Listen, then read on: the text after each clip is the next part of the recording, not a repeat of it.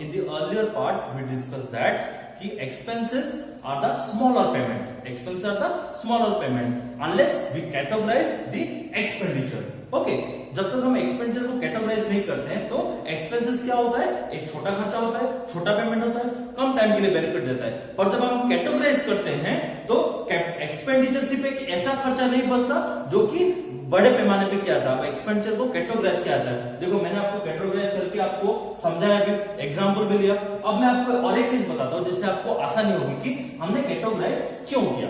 देखो कुछ भी चीज को डिवाइड करने के लिए, क्लासिफाई करने के लिए या फिर कैटेगराइज करने के लिए, हिंदी में बोले तो विभाजित करने के लिए हमें एक बेस या आधार की जरूरत होती है। एक बेस मतलब किस आधार पे आप उसको डिवाइड कर रहे हो, ठीक है। तो एक्सपेंडिचर को मैंने जो डिवाइड किया वो मुझे आपको पहले ही बताना चाहिए था, पर अभी जो एक्सपेंसेस और रेवेन्यू एक्सपेंडिचर का जो कंफ्यूजन है उसको क्लियर करने के लिए आपको बताता हूँ कि किस बेसिस पे मैंने एक्सपेंडिचर को डिवाइड किया। देखो सिंपल सा वर्ड है और बताऊंगा कि वो कैसे करेक्ट है। देखो एक्सपेंडिचर को मैंने डिवाइड किया on the basis of nature, on the basis of nature. अब ये नेचर बोल सकते हो, nature of amount, nature of use, nature of reason, कुछ भी बोल सकते हो आप। अब देखो एक्सपेंडिचर को जब आप क्लासिफाई कर रहे हो तो कभी छोटा खर्चा हो रहा है, कभी बड़ा खर्चा हो रहा है, तो वो भी एक नेचर हुआ। एक बड़ा एसेट खरीद रहे हो, छोटा एसेट खरीद रहे हो, वो भी एक नेचर हुआ। तो नेचर का मतलब है स्वभाव, ठीक है।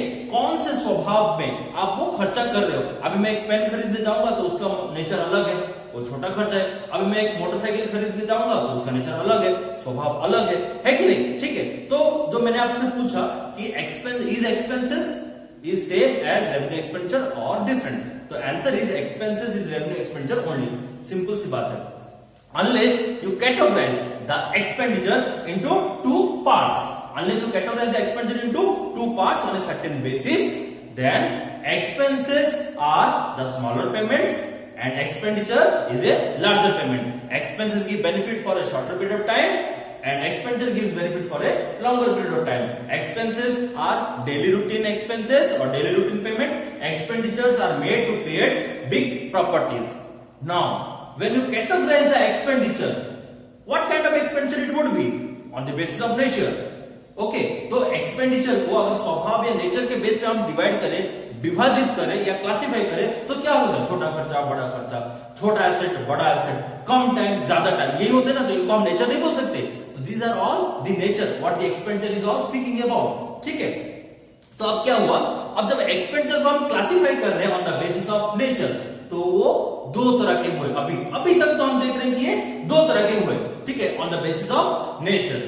क्या है ये, छोटा खर्चा हुआ तो रेवेन्यू एक्सपेंडिचर, बड़ा खर्चा हुआ तो कैपिटल एक्सपेंडिचर, जो कि हमने बहुत सारे पॉइंट एग्जांपल के थ्रू भी डिस्कस किए हैं। ओके, अब और एक लास्ट पॉइंट है जो कि आपको समझने में बहुत आसानी होगी, वो हम देखते हैं कि कैपिटल एक्सपेंडिचर और रेवेन्यू एक्सपेंडिचर में क्या अंतर है।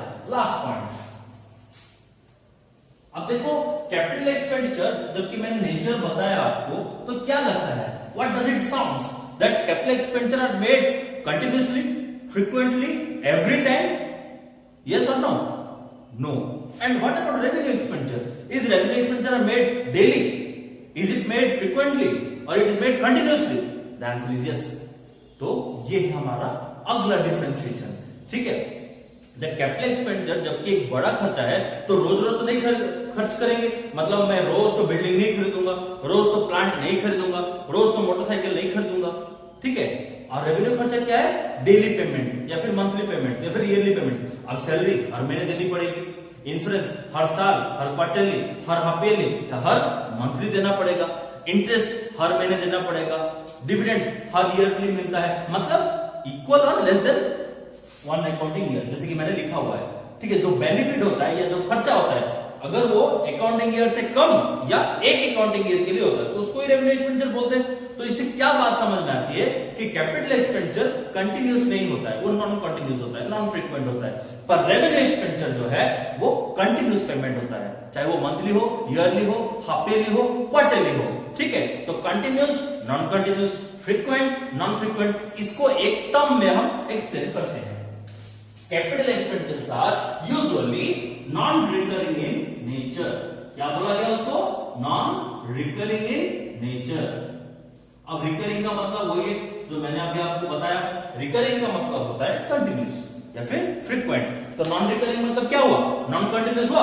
ओके, तो रेवेन्यू एक्सपेंडिचर क्या होगा, रिकरिंग इन नेचर। अब रिकरिंग का मतलब फिर से मैं बताता हूं आपको क्या होता है, रिकरिंग मतलब कंटिन्यूस। तो ये कंटिन्यूस खर्चा है, वो नॉन कंटिन्यूस खर्चा है, ये फ्रीक्वेंट खर्चा है, वो नॉन फ्रीक्वेंट खर्चा है, ठीक है। So revenue expenditures are recurring in nature, ठीक है। अब देखो अच्छे से समझ में आया, मैंने आपको रिवाइज भी करवा दिया था। बड़ा अमाउंट इन्वॉल्व करता है, छोटा अमाउंट इन्वॉल्व करता है, ज्यादा टाइम के लिए बेनिफिट देता है, कम टाइम के लिए बेनिफिट देता है। वो ज्यादा टाइम है मोर देन 1 अकाउंटिंग ईयर, अब ये है less than equal to 1 accounting year. ये अर्निंग कैपेसिटी को बढ़ाता है, ये उस चीज को मेंटेन करने में हेल्प करता है। ये इन्वेस्ट होता है फिक्स्ड एसेट्स पे, और ये एसेट इन्वेस्ट होता है करंट एसेट्स पे, ठीक है। देन और ये नॉन रिकरिंग है, ये क्या है, रिकरिंग है। इतना है इसका डिफरेंस। अब एक बात बताओ, मैंने तो एक्सपेंडिचर को नेचर के बेसिस पे क्लासिफाई कर दिया, या फिर जो भी बोले हम कैटेगराइज कर दिया। तो कैटेगराइज करने पर क्या पता चला कि या तो हम बड़ा खर्चा कर रहे हैं या तो हम छोटा खर्चा कर रहे हैं। But when you talk about the scale of business that is made on the basis of investment और on the scale of operation, अगर इन्वेस्टमेंट के तौर पे या फिर कितने एरिया में फैला हुआ आपका बिजनेस, ठीक है, on the basis of scale of operation, तो इस तरह से बिजनेस के कितने टाइप्स होते हैं आप जानते होंगे, 3 टाइप्स होते हैं। क्या है वो, small scale business, medium scale business and large scale business. तो स्मॉल स्केल बिजनेस और मीडियम स्केल बिजनेस क्या है, स्मॉल स्केल मतलब जो कि छोटे छोटे बिजनेस होते हैं जो आप अपने गली मोहल्ले में देखते हो। मीडियम स्केल वो होता है जो ना कि छोटा ना कि जो बड़ा, ठीक है, it is not neither small nor big. But what is large scale business organisation, जो कि आप बड़ी बड़ी कंपनियां देखते हो, एंटरप्राइजेस देखते हो, उनको हम बोलते हैं लार्ज स्केल बिजनेस ऑर्गेनाइजेशन। तो अभी कुछ समय के लिए हम स्मॉल स्केल को इग्नोर कर देते हैं, हम अब कॉन्सेंट्रेट करते हैं medium scale business and large scale business के बारे में। एक बात बताओ, मीडियम स्केल और लार्ज स्केल बिजनेसेस में क्या यही दो खर्चे होंगे? Only these 2 expenditures that exist in this medium scale and large scale businesses. I think there are also some expenditures that are made, but they are not small, not recurring or not also non-recurring. That may be revenue or may not be capital. ऐसे बहुत सारे खर्चे होते हैं। जरा ध्यान से देखो, यहाँ पे हमने जितने भी पॉइंट्स डिस्कस किए हैं उनमें से क्या दिखता है कि कैपिटल एक्सपेंडिचर फिक्स एसेट को जनरेट करता है, ठीक है। मैं एसेट्स एंड लायबिलिटी का ऑलरेडी एक वीडियो बनाऊंगा, ठीक है, जो आप पहले बाद में जाके देख सकते हो, ठीक है। तो कैपिटल एक्सपेंडिचर क्या बोलते हैं कि वो फिक्स एसेट को जनरेट करता है, और रेवेन्यू एक्सपेंडिचर क्या करता है, करंट एसेट को जनरेट करता है। अब एक बात बताओ, ये जो फिक्स एसेट और करंट एसेट है, मैंने जो एग्जांपल लिखा हुआ है, प्लांट, मशीन, बिल्डिंग, ये टैंजिबल है, आप इसे देख सकते हो, छू सकते हो, फील कर सकते हो। इधर देखो करंट एसेट, ये stock, bills, debtors, cash in hand, cash at bank, bank balance जो भी है, ये भी आपके टैंजिबल एसेट्स ही है ना, जिसको आप देख सकते हो, छू सकते हो, फील कर सकते हो, है कि नहीं? पर क्या कुछ ऐसे एसेट भी होते हैं या फिर कुछ ऐसा भी खर्चा होता है जो कोई एसेट को क्रिएट नहीं करता? हम तो इतना जानते हैं, कुछ चीजें होती है जो जिसे हम देख पाते हैं, टच कर पाते हैं, उसको हम टैंजिबल बोलते हैं, और कुछ चीजें ऐसी होती है जिसे हम देख नहीं पाते, टच नहीं कर पाते, उसको हम बोलते हैं इनटैंजिबल। तो इनटैंजिबल एसेट्स भी होते हैं। और एक चीज, अगर जो हम यहाँ पे खर्चा कर रहे हैं, या फिर कैपिटल एक्सपेंडिचर हो या रेवेन्यू एक्सपेंडिचर, कैपिटल एक्सपेंडिचर क्या क्रिएट करता है, फिक्स एसेट को, रेवेन्यू एक्सपेंडिचर क्या क्रिएट करता है, करंट एसेट्स को। एक बात बताओ, क्या ऐसा कोई खर्चा है जो कोई एसेट क्रिएट ना करता हो, या फिर कुछ ऐसा एसेट क्रिएट करता हो जिसका कोई फिजिकल फॉर्म ना हो, जो कि विजिबल ना हो? हाँ, ऐसा भी एक खर्चा है। देखो, अगर बिजनेस में, जैसे कि मैंने बोला, we are talking about medium scale and large scale businesses, when you make advertisement for your business, when you make advertisement for your business, what type of asset do you generate, fixed asset और current asset? जब आप business के लिए advertisement करते हो, promotions करते हो, ठीक है, पब्लिक को सैंपल्स डिस्ट्रीब्यूट करते हो, वो जो प्रमोशनल आपका प्लानिंग होता है, वो जो प्रमोशनल वे होता है, या फिर जो एडवर्टाइजमेंट करते हो, उसमें कुछ ना कुछ तो खर्चा होता होगा ना?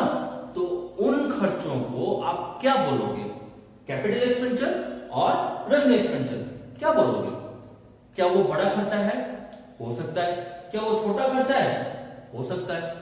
पर अगर मीडियम स्केल है तो थोड़ा बड़ा खर्चा होगा, लार्ज स्केल है तो बहुत बड़ा खर्चा होगा, और स्मॉल स्केल है तो उसमें तो एडवर्टाइजमेंट की जरूरत नहीं पड़ती होगी। इसीलिए मैंने पहले ही स्मॉल स्केल बिजनेस को इग्नोर किया। We are just talking about medium scale and large scale business where the expenditure other than this two expenditure may also come into existence. ठीक है, तो एडवर्टाइजमेंट को आप क्या बोलोगे? What kind of expenditure is advertisement? Is it a revenue expenditure और is it a capital expenditure? क्या है वो? रेवेन्यू, देखो एडवर्टाइजमेंट हम किस लिए करते हैं? ताकि हमारा सेल्स बढ़े, ताकि हमारा सेल्स बढ़े। पर सेल्स बढ़ा क्या? बढ़ेगा, इट्स एन एक्सपेक्टेशन और prediction that you make to promote your product in the market. तो अभी आप एडवर्टाइजमेंट कर रहे हो तो उससे तो आपका कोई एसेट क्रिएट नहीं हो रहा है। एडवर्टाइजमेंट आपका फिक्स एसेट नहीं है, एडवर्टाइजमेंट आपका करंट एसेट भी नहीं है, कोई भी एसेट नहीं है, ना फिक्स एसेट ना करंट एसेट। तो एडवर्टाइजमेंट होगा क्या? जबकि ये आपकी चीजों को बेचने में या सेल्स को बढ़ाने में हेल्प करता है, तो ये एक रेवेन्यू एक्सपेंडिचर ही है। ध्यान से सुनना मेरी बात। देखो जब आप एडवर्टाइजमेंट कर रहे हो तो वो किस लिए कर रहे हो? ताकि आपके प्रोडक्ट अच्छे से सेल हो, ज्यादा सेल हो, you make more profit, you make more income, you increase your sales turnover. तो ये एक तरह का रेवेन्यू खर्चा ही तो हुआ। तो by nature it is revenue expenditure. But आज जो आप एडवर्टाइजमेंट कर रहे हो तो क्या उसका बेनिफिट सिर्फ एक साल के लिए आएगा? अगले साल क्या आप नया एडवर्टाइजमेंट करोगे या फिर प्रोडक्ट चेंज कर दोगे? क्या करोगे? तो वो एडवर्टाइजमेंट जो है वो बड़े पैमाने पे किया जाता है कि नहीं? अगर आप किसी भी मीडिया में करोगे, मैगजीन्स, जर्नल्स या फिर टेलीविजन एड्स जो भी करोगे तो उसमें बहुत बड़ा खर्चा होता है। ठीक है, अच्छे से सुनो क्या बोल रहा हूं। जबकि एडवर्टाइजमेंट हम करते हैं अपने गुड्स को सेल करने के लिए, तो it is related to goods. Anything that is related to goods comes under the part of revenue, comes under the part of revenue. But अब वो क्या होता है कि वो एडवर्टाइजमेंट जो हम खर्चा करें, बड़ा खर्चा कर रहे हैं, तो बड़ा खर्चा किस में आता है? रेवेन्यू पे या कैपिटल पे? ऑब्वियसली कैपिटल पे ही बड़ा खर्चा आता है। अभी देखो कंफ्यूजन स्टार्ट हुआ। तो जो खर्चे के बारे में मैं बोल रहा हूं या जो एडवर्टाइजमेंट के बारे में हम बात करें वो क्या है? That is revenue nature but involves higher amount. Okay, तो अगर सॉरी ज्यादा अमाउंट इन्वॉल्व करता है तो डेफिनेटली ये बिजनेस को बेनिफिट एक साल से ज्यादा ही देता होगा, है कि नहीं? तो अगेन इसमें कैपिटल का फीचर आ गया। इसी वजह से उस खर्चे को एक दूसरा नाम दिया गया है। दूसरा तो नहीं बोलेंगे, तीसरा नाम, that means a different name apart from this two expenditure. Why? Because such expenditures that exist in medium scale and large scale businesses are revenue nature but possess or contain some features of capital expenditure. So we can't name it as a revenue expenditure, we can't name it as a capital expenditure, we have to categorize it into a third other expenditure. So what is that third other expenditure? Watch carefully. The third expenditure is known as deferred revenue expenditure. What it is called as? Deferred revenue expenditure. So friends, what do you mean by deferred? What do you mean by deferred? Deferred का मतलब ये होता है कि जो सिर्फ इस साल के लिए ही नहीं, अगले साल के लिए भी हमें मिल सकता है। यही तो एक्सपेक्टेशन है ना कि जो हम बड़ा खर्चा कर रहे हैं उसका बेनिफिट इस साल भी मिले, और ये भी उम्मीद होती है कि आगे भी दे। दैट मींस द एक्सपेंसेस और the expenditure is deferred for the coming years. मतलब हम आइडेंटिफाई नहीं कर सकते हैं कि ये खर्चा हमें पर्टिकुलरली इतने टाइम के लिए ही बेनिफिट देगा। ठीक है, इसीलिए इसको बोला गया डेफर्ड रेवेन्यू एक्सपेंडिचर। समझ में आया? एक ऐसा एक्सपेंडिचर है जो ना कि रेवेन्यू है ना कि कैपिटल है। रेवेन्यू इन नेचर होता है पर उसमें फीचर्स आते हैं कैपिटल एक्सपेंडिचर के, इसलिए उसको दूसरा नाम दिया गया या फिर तीसरा नाम दिया गया। क्या बोलते उसको? Deferred revenue expenditure. और सबसे बड़ा रीजन यह है कि करंट एसेट जनरेट होता है किससे? रेवेन्यू एक्सपेंडिचर से। फिक्स एसेट जनरेट होता है किससे? कैपिटल एक्सपेंडिचर से। पर एडवर्टीजमेंट जो खर्चा है उससे तो कोई एसेट जनरेट नहीं हो रहा, या फिर कुछ ऐसे एसेट्स भी जनरेट हो सकते हैं जिसका कोई फिजिकल फॉर्म नहीं है, क्योंकि फिक्स एसेट्स और करंट एसेट्स का तो फिजिकल फॉर्म होता है। तो हम डिटेल में देखेंगे कि डेफर्ड रेवेन्यू एक्सपेंडिचर यूजुअली है क्या। अब देखो इन दो पॉइंट्स को आप देखो, इसमें ज्यादा अमाउंट इन्वॉल्व होता है, इसमें कम अमाउंट इन्वॉल्व होता है। तो डेफर्ड रेवेन्यू एक्सपेंडिचर क्या है इनके कंपैरिजन में? इट आल्सो इन्वॉल्व्स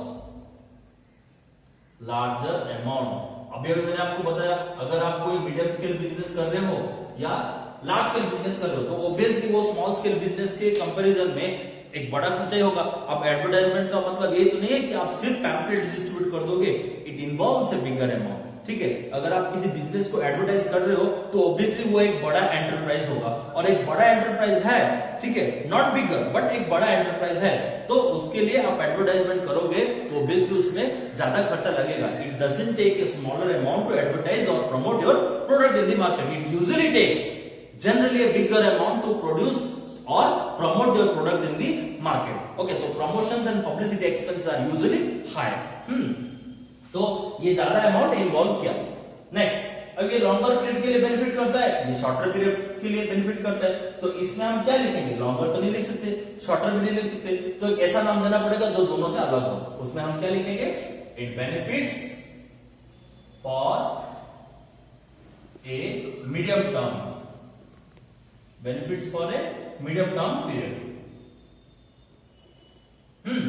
अभी मीडियम टर्म क्या है? जैसे कि हम अकाउंटिंग पीरियड कॉन्सेप्ट में हमने देखा कि लार्जर टाइम मतलब मोर देन 1 अकाउंटिंग ईयर, यहाँ पे लेस देन 1 अकाउंटिंग ईयर और इक्वल टू 1 अकाउंटिंग ईयर हुआ, तो यहाँ पे तो अमाउंट ज्यादा है और मीडियम टर्म भी है।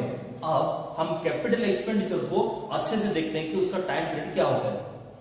सोचो कि आप एक बिल्डिंग खरीदते हो, ऑब्वियसली एक अकाउंटिंग ईयर से तो ज्यादा यूज करोगे, पर ये बोल सकते हो ना कि जो लैंड, बिल्डिंग, फर्नीचर है उसको आप कम से कम 5 से ज्यादा साल यूज कर सकते हो, या फिर 3 साल से ज्यादा यूज कर सकते हो, ऐसा हो सकता नहीं? तो we can take as a 4 to 5 years। तो फिक्स एसेट जो होता है या फिर कैपिटल एक्सपेंडिचर जो होता है वो मोर देन अकाउंटिंग ईयर है, पर वो 4 to 5 years होता है। तो मैं यहां पे लिखता हूं 4 to 5 years। If you have any doubt regarding this, you can ask me on the comment section. Okay, I will explain you better. देखो, जो ये कैपिटल एक्सपेंडिचर होता है वो 4 से 5 साल तक बेनिफिट देता है। अब यहाँ पे तो हमने लिख लिया ऑलरेडी, इक्वल टू और less than equal to 1 accounting year. तो मीडियम टर्म इन दोनों के बीच में आएगा। ये मीडियम टर्म क्या होता है? इसको भी आप बोलेंगे more than 1 accounting year, more than 1 accounting year. अब ये मोर देन 1 अकाउंटिंग ईयर, इसमें क्या होगा? ये मोर देन 1 अकाउंटिंग ईयर होता है 2 to 3 years। ठीक है, मिनिमम तो 1 से ज्यादा होना चाहिए क्योंकि बड़ा खर्चा कर रहा है, इसलिए मैंने यहां पे लिखा 2 to 3 years। अब अच्छे से देख लो, ये मोर देन 1 अकाउंटिंग ईयर मतलब कितना होता है? 4 to 5 years। ये भी मोर देन 1 अकाउंटिंग ईयर है पर 2 to 3 years, और ये लेस देन और इक्वल टू 1 अकाउंटिंग ईयर है। ठीक है, देन यहां पे हमने एक पॉइंट लिखा था, इंक्रीजेस अर्निंग कैपेसिटी, ये मेंटेन्स अर्निंग कैपेसिटी। अब ऐसा तो नहीं बोल सकते कि अर्निंग कैपेसिटी को इंक्रीज कर देगा, हाँ बस ऐसे बोल सकते हैं कि जबकि हम एडवर्टाइज कर रहे हैं अभी नहीं तो आगे चल के हमारा प्रोडक्ट अच्छा रन करेगा, सेल्स टर्नओवर अच्छे बढ़ेंगे, तो ये बोल सकते हैं कि help in increasing earning capacity. ये तो डायरेक्टली नहीं हो सकता, पर ये बोल सकते हैं help in increasing earning capacity. Okay, अब हेल्प कैसे करता है? देखो, आप एडवर्टाइज कर रहे हो प्रोडक्ट को इसीलिए ना कि वो सेल्स हो और सेल ज्यादा हो, हम ज्यादा रेवेन्यू अर्न करें। ठीक है, इसलिए मैंने लिखा help in increasing the earning capacity. अब यहां पर आगे चल के हम देखते हैं कि ये फिक्स एसेट इन्वेस्टमेंट है, ये करंट एसेट है, तो ये कौन सा एसेट है? अब ये कौन सा एसेट है? ये खर्चा तो हो रहा है, अब खर्चा हो रहा है मतलब कुछ ना कुछ तो एसेट जनरेट होता होगा, टैंजिबल ना हो पर कुछ ऐसा एसेट तो जनरेट हो सकता है ना जो टैंजिबल ना हो या फिर जिसका कोई फिजिकल फॉर्म ना हो।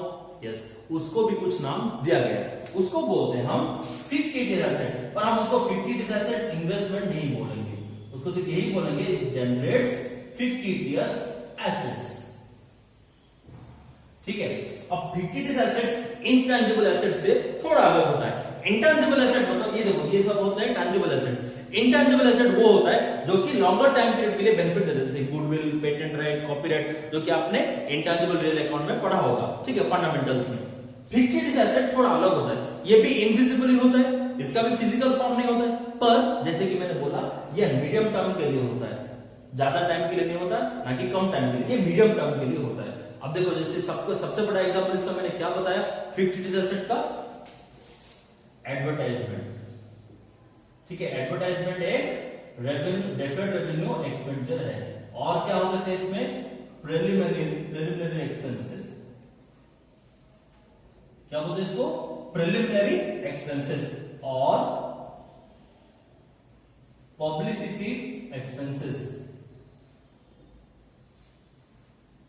एक्सेट्रा।